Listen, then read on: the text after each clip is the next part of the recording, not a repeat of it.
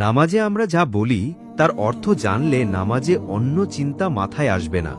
মনোযোগ কাজ করবে যখন আমরা বুঝব যে নামাজে কি পড়ছি। ১. নামাজে দাঁড়িয়েই প্রথমে আমরা বলি আল্লাহু আকবার, অর্থ আল্লাহ মহান। ২. তারপর পড়ি সানা। সানায় আমরা আল্লাহর প্রশংসা করি, নিজের জন্য দোয়া করি। সুবহানাকা আল্লাহুম্মা ওয়া বিহামদিকা ওয়া তাবারাকাসমুকা ওয়া তাআলা জাদ্দুকা ওয়া লা ইলাহা গায়রুকা, অর্থ হে আল্লাহ, তুমি পাক পবিত্র, তোমারই জন্য সমস্ত প্রশংসা, তোমার নাম বরকতময়, তোমার গৌরব অতি উচ্চ, তুমি ছাড়া অন্য কেহ উপাস্য নাই। ৩.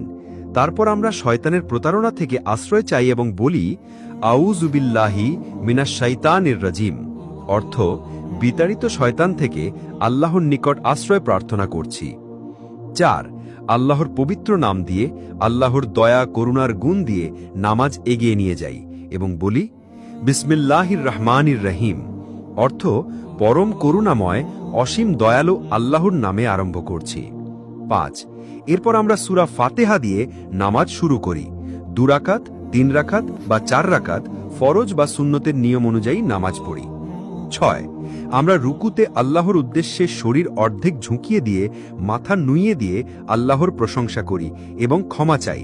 ৩ বা ৫ বার ৭ বার বলি সুবহানা রাব্বিয়াল আজিম বা সুবহানা রাব্বিয়াল আজিম ওয়া বিহামদিহি, অর্থ আমার মহান রবের পবিত্রতা ও প্রশংসা বর্ণনা করছি।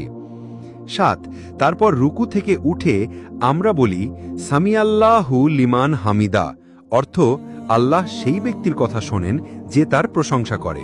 তারপর পরপরই আমরা আবার আল্লাহর প্রশংসা করে বলি আল্লাহুম্মা রব্বানা ওয়ালাকাল হামদ, অর্থ হে আল্লাহ, যাবতীয় প্রশংসা কেবল তোমারই। ৮. তারপর আমরা সমস্ত শরীর নুইয়ে দিয়ে মাথাকে মাটিতে লুটিয়ে দিয়ে আল্লাহর নিকট সিজদা দেই। বিশেষ দ্রষ্টব্য, যে ব্যক্তি আল্লাহর জন্য একটি সিজদা করে আল্লাহ তার জন্য একটি নেকি লেখেন ও তার একটি পাপ দূর করে দেন ও তার মর্যাদার স্তর একটি বৃদ্ধি করে দেন।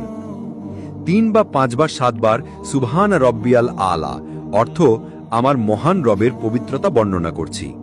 ২ সিজদার মাঝখানে আমরা বলি আল্লাহুম্মা ফিরলি ওয়ার হামনি ওয়া হাদিনি ওয়া আফিনি ওয়ার জুকনি, অর্থ হে আল্লাহ, তুমি আমায় মাফ করো, আমাকে রহম করো, আমাকে হেদায়েত দান করো, আমাকে শান্তি দান করো এবং আমাকে রিজিক দাও।